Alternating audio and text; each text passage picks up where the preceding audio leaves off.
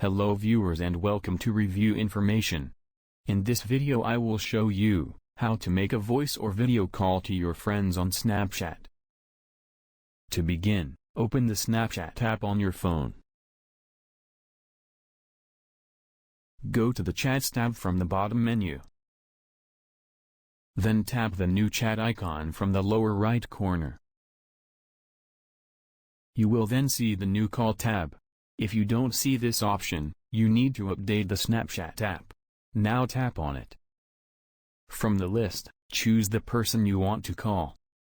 Then tap the Start Call button. The call will be placed, and the recipient will receive a notification that they are being called. You can tap the video icon to switch to a video call.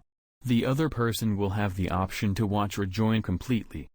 To hang up the call, you can simply tap the phone button. So in this way, you can make a voice or video call to your friends on Snapchat.